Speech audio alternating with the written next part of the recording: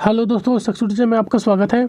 SSC GD exam 2023 30 जनवरी second shift का जैसा कि हो चुका है। आज हम इस सेशन में 30 जनवरी सेकंड शिफ्ट में जो क्वेश्चन पूछे गए उसका आज हम एनालिसिस करेंगे।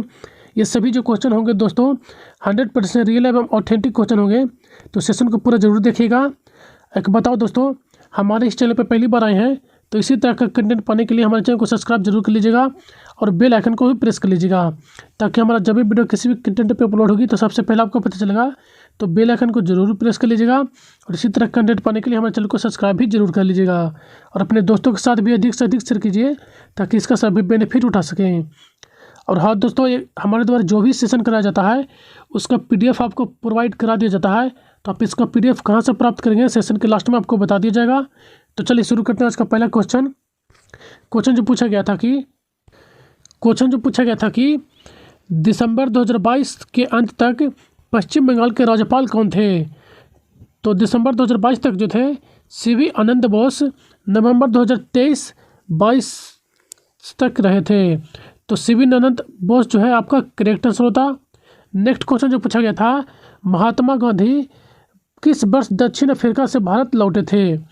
तो महात्मा गांधी 9 जनवरी 1915 को दक्षिण अफ्रीका से भारत लौटे थे। इसी के उपलक्ष्य में जो है हर साल 9 जनवरी को भारत में प्रवासी भारतीय दिवस मनाया जाता है। तो आपका जो करेक्ट जो आंसर होता है 9 जनवरी 1915 आपका करेक्ट आंसर होता। नेक्स्ट क्वेश्चन जो पूछा गया था, 2011 की जनगणना के अनुसार सबसे कम साक्षरता दर वाला राज्य कौन सा था। तो 2011 की जनगणना के अनुसार बिहार कुल साक्षरता दर 61.80% है। इनमें से जो है पुरुष साक्षरता दर 71.2%, जबकि महिला साक्षरता दर जो था 52.5% है। तो आपका जो करेक्ट जो आंसर होता बिहार आपका करेक्ट आंसर होता। केरल की जो साक्षरता दर है सबसे अधिक है जो कि 94% लगभग, और केरल में पुरुष साक्षरता दर 96.11%, जबकि महिला साक्षरता दर जो था 92.07% है। भारत की देख लें तो टोटल जो साक्षरता दर रहा है वो 74.07%, पुरुषों की साक्षरता दर 82.14%, और जबकि मतदाता जो महिलाओं की जो साक्षरता दर रहा था वो 65.46% रहा है। तो इन सभी एक्स्ट्रा फैक्ट को जरूर ध्यान में रखेगा। जैसा कि आपको बार बार करें दोस्तों कि 2011 की जनगणना से क्वेश्चन डिफरेंट पूछे जा रहे हैं। तो जिनका भी आगे सेशन है तो 2011 जिनका भी आगे डेट मतलब एग्जाम देने वाले हैं तो 2011 की जनगणना जरूर देख के जाइएगा। तो चलिए चलते हैं नेक्स्ट क्वेश्चन पर। नेक्स्ट क्वेश्चन जो पूछा गया था, चौथी पंचवर्षीय योजना के दौरान कौन सा युद्ध हुआ था। तो चौथी पंचवर्षीय योजना का जो काल था भारत में वो 1969 से 1974 ईस्वी तक लागू की गई थी। इस अवधि के दौरान जो है 1971 में भारत पाकिस्तान युद्ध और बांग्ला मुक्ति युद्ध हुआ था। तो आप देख लीजिएगा आपके ऑप्शन में किस रूप में दिया गया था। तो भारत पाकिस्तान युद्ध आपका करेक्ट आंसर होता। इस योजना के तहत जो है 1974 में स्माइलिंग बुद्धा भूमिगत परमाणु परीक्षण किया गया था।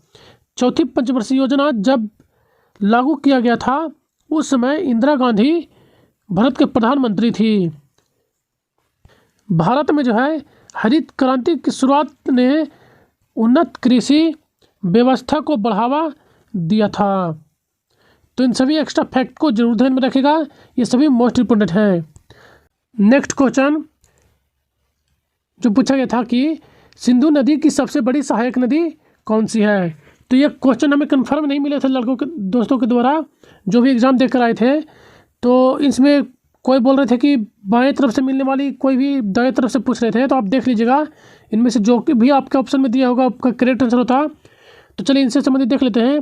सिंधु की जो बाएं किनारे से जो मिलने वाली नदियां हैं इनकी सहायक नदियां वह झेलम, चिनाब, ब्यास, सतलुज, जांचकर, ये सभी जो है बाएं तरफ से मिलने वाली नदियां हैं, और जबकि दाएं तरफ से जो है बस श्योक, गिलगित और काबुल नदी है।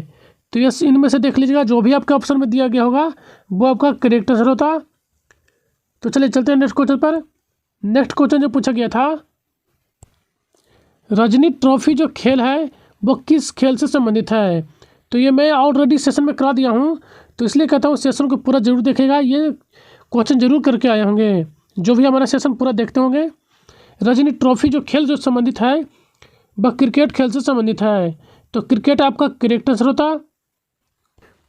C K Naidu trophy, Duleep trophy, Deodhar trophy, Cooch Behar trophy, GD Birla trophy, Irani trophy, ये सभी जो हैं क्रिकेट से संबंधित हैं, तो इन सभी को भी जरूर ध्यान में रखिएगा। नेक्स्ट क्वेश्चन जो पूछा गया था, बथुम्मा जो त्यौहार है वह किस राज्य में मनाया जाता है? तो बथुम्मा त्यौहार जो है एक पुष्पों का त्यौहार है जो मुख्य रूप से तेलंगाना राज्य में मनाया जाता है। तो आपका तेलंगाना राज्य जो है आपका करेक्ट आंसर होता है। हर साल त्यौहार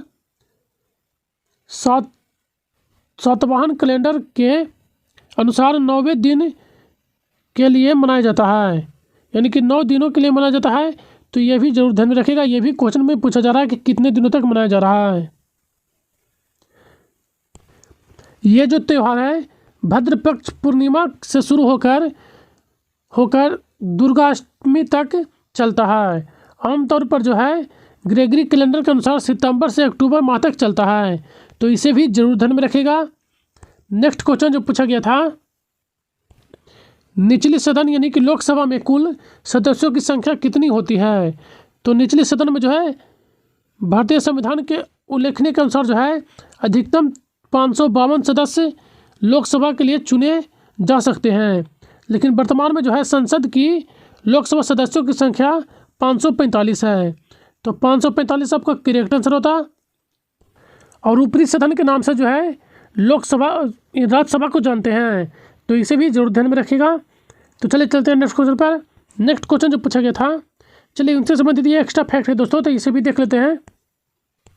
गणेश वासुदेव मालवंकर यानी कि जिसे जीबी मालवंकर के भी नाम से जानते हैं शॉर्ट फॉर्म में, तो इन्हें जो है 1952 से 1956 तक 4 साल के कार्यकाल के साथ लोकसभा के पहले स्पीकर थे, यानी कि लोकसभा के पहले जो अध्यक्ष थे वो जीबी मालवंकर, जो कि 1952 से 1956 तक रहे थे। लोकसभा सदस्य कार्यकाल 5 वर्ष का होता है, जब तक कि वह पहले भंग न हो जाए। लोकसभा की प्रथम महिला अध्यक्ष कौन थी? तो मीरा कुमार पहली लोकसभा की महिला अध्यक्ष थी। 15वीं लोकसभा अध्यक्ष थी, 15वीं जो लोकसभा अध्यक्ष थी उसकी थी 15वीं लोकसभा थी, और उसका कार्यकाल जो था 1909 से 1914 तक 5 वर्षों तक चला था। अब तक जो है कितने लोकसभा चुनाव हो चुके हैं? तो अब तक जो है 17 लोकसभा चुनाव हो चुके हैं। 18वां जो है 2024 को होने वाली है, तो इसे भी जरूर ध्यान में रखिएगा। और पहला जो आम सभा चुनाव हुआ था वह 25 अक्टूबर 1951 को और 21 फरवरी 1952 तक हुआ था। और पहली लोकसभा जो चुनाव सत्र हुआ था, शुरुआत जो हुआ था उसका 13 मई 1952 को, पहली लोकसभा जो हुआ था उसका सत्र की शुरुआत 13 मई 1952 से शुरू हुआ था। तो इन सभी एक्स्ट्रा फैक्ट को जरूर ध्यान में रखेगा, सभी ये मोस्ट इंपोर्टेंट है। नेक्स्ट क्वेश्चन जो पूछा गया था, ई कृष्णा अय्यर निम्नलिखित में से किस नृत्य से संबंधित है? तो ई कृष्णा अय्यर जो है भरतनाट्यम से संबंधित है। तो भरतनाट्यम आपका करेक्ट आंसर होता। भरतनाट्यम को जो है दशाअट्टम के नाम से भी जानते हैं। नेक्स्ट क्वेश्चन जो पूछा गया था, नवंबर 2022 के अंत तक नरेंद्र मोदी ने किसे राष्ट्रीय स्मारक घोषित किया गया था? तो राजस्थान में मानवगढ़ धाम को राष्ट्रीय स्मारक के रूप में घोषणा किया गया था। तो राष्ट्रीय मानवगढ़ आपका करेक्ट आंसर होता। नेक्स्ट क्वेश्चन जो पूछा गया था, मौलिक अधिकार कौन से संविधान संशोधन से 7 से 6 हो गए थे? यानी कि कौन से अनुच्छेद संशोधन के द्वारा जो है मौलिक अधिकारों को 7 से 6 कर दिया गया था?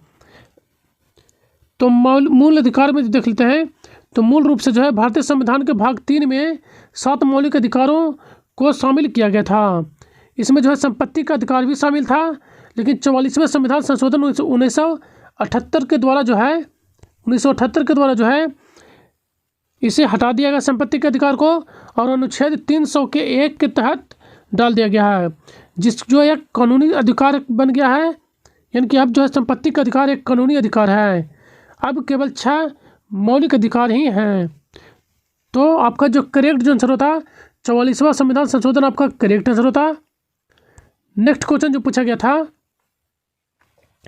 चलिए ये सभी जो है मौलिक अधिकार हैं जो कि कहाँ से कहाँ तक वर्णित हैं, तो इसे जरूर देख लीजिएगा, क्योंकि ये भी क्वेश्चन पूछा जा रहा है कि समता का अधिकार जैसे कि किस अनुच्छेद से किस अनुच्छेद तक वर्णित है, इस रूप में भी क्वेश्चन पूछा जा रहा है। तो इसे एक बार जरूर देख लीजिए। जो समानता का अधिकार है अनुच्छेद 14 से 18 है, और स्वतंत्रता का अधिकार 1919 से 22, शोषण के विरुद्ध अधिकार 23 से 24, धर्म एवं धार्मिक स्वतंत्रता का अधिकार अनुच्छेद 25 से 28, संस्कृति और शिक्षा का अधिकार 29-30, और संवैधानिक उपचारों का अधिकार अनुच्छेद 32 में वर्णित है। तो ये सभी मोस्ट इंपोर्टेंट हैं, तो इन सभी को जरूर ध्यान में रखेगा। नेक्स्ट क्वेश्चन जो पूछा गया था, केरल साहित्य अकादमी पुरस्कार 1974 किसे प्रदान किया गया था? तो यह जो है पीके बालकृष्ण को प्रदान किया गया था। तो पीके बालकृष्ण आपका करेक्ट आंसर होता। इनकी जो पुस्तक थी इन नज़र उड़ हटे, इस पुस्तक के लिए जो है 1974 में इनको केरल साहित्य अकादमी के द्वारा जो है साहित्य पुरस्कार प्रदान किया गया था। नेक्स्ट क्वेश्चन जो पूछा गया था, भारत में पहली औद्योगिक नीति की घोषणा में की गई थी, यानी कि किस वर्ष में की गई थी यह पूछ रहा था। तो भारत का पहला औद्योगिक नीति एवं औद्योगिक संकल्प जो है 1948 में शुरू हुआ था। तो 1948 आपका करेक्ट आंसर होता। लघु और कुटीर उद्योगों को महत्व दिया गया था। नेक्स्ट क्वेश्चन जो पूछा गया था, टोक्यो ओलंपिक में कितने लोगों यानी कि देशों ने भाग लिया था? तो कितने देशों ने भाग लिया था, इस रूप में क्वेश्चन पूछा गया था। तो ओलंपिक के 32वें संस्करण का आयोजन 23 जुलाई से 8 अगस्त 2021 तक आयोजित किया गया था टोक्यो के जापान में। इसमें जो है 205 देशों में से जो 11,000 से अधिक खिलाड़ियों ने भाग लिया था, और 33 खेल एवं 339 आयोजन किए गए थे, इवेंट किए गए थे। तो इवेंट भी क्वेश्चन में पूछा जा रहा है, और कितने खेल किए जा रहे हैं तो ये भी क्वेश्चन में पूछा जा रहा है, तो इसे भी जरूर ध्यान में रखेगा। तो आप इसमें से देख लीजिएगा आपको देश पूछा था या फिर खिलाड़ी पूछा था। तो यदि इस रूप में दिया होगा तो ये आपका करेक्ट आंसर होता। नेक्स्ट क्वेश्चन जो पूछा गया था, चलिए उनसे जुड़ी एक्स्ट्रा फैक्टर देख लेते हैं। भारत जो है इस टोक्यो ओलंपिक जो किया गया था इसमें जो है 7 पदक जीते थे, जिनमें से 1 स्वर्ण पदक, 2 रजत पदक और 4 कांस्य पदक थे। टोक्यो ओलंपिक 2020 के लिए जो है आदर्श बाग जो था वह यूनाइटेड वाई इमोशन था, जबकि इसका शुभांकर जो था वह मिराई इतोवा जो था इसका शुभांकर था। तो इन सभी को जरूर ध्यान में रखेगा। नेक्स्ट को जो क्वेश्चन जो पूछा गया था वो फिक्की का फुल फॉर्म पूछा गया था।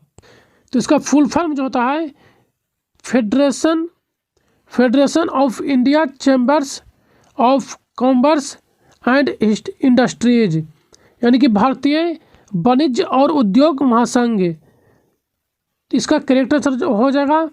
नेक्स्ट क्वेश्चन जो पूछा गया था, सोना का पर्यायवाची शब्द पूछा गया था।